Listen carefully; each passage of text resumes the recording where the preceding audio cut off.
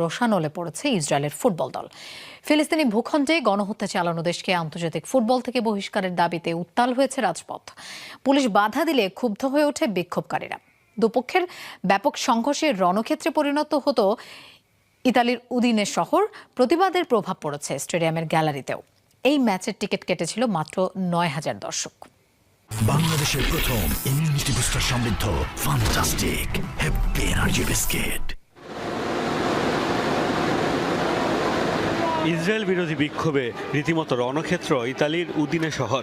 মঙ্গলবার রাতে তেল আবিবের ফুটবল ম্যাচকে কেন্দ্র করে হয় ব্যাপক সংঘাত সহিংসতা।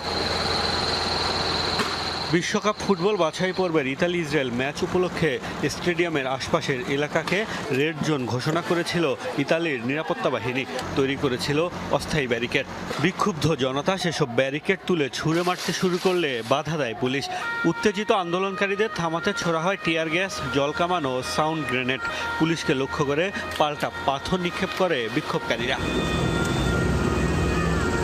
সন্ধ্যা গড়িয়ে ম্যাচের সময় ঘনিয়ে আসতেই আরও উত্তপ্ত হয়ে ওঠে পরিস্থিতি।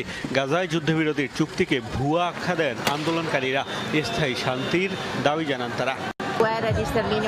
কিছুদিন আগেও মানুষ কেবল ধ্বংসযজ্ঞের বিরুদ্ধে অনলাইন জরিপে অংশ নিয়েছে, কিন্তু সৌভাগ্যবশত এখন সব স্তরে নানামুখী পদক্ষেপ নেওয়া হচ্ছে।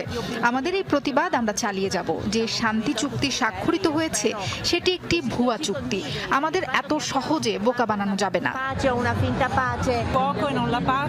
সেখানে যুদ্ধবিরতি চলছে, কিন্তু শান্তি প্রতিষ্ঠা হয়নি। বিচার নিশ্চিত ছাড়া তা সম্ভব নয়। প্রথমেই ফিলিস্তিনকে রাষ্ট্র হিসেবে স্বীকৃতি দিতে হবে। ত্রাণ প্রবেশের জন্য সব সীমান্ত খুলে দিতে হবে। রাশিয়া ও ইসরায়েল দুদেশ নিয়ে ফিফা, উয়েফা সহ বিশ্ব ক্রীড়া সংস্থাগুলোর দ্বিমুখী আচরণে ক্ষোভ ঝাড়েন আন্দোলনকারীরা। রাশিয়ার মতো ইসরায়েলকেও বহিষ্কারের দাবি জানান তারা।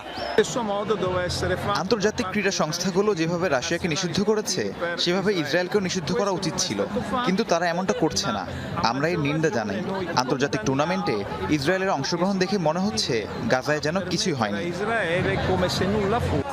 স্টেডিয়ামের বাইরের আন্দোলনের প্রভাব পড়ে স্টেডিয়ামের গ্যালারিতেও। 25,000 দর্শক ধারণ ক্ষমতা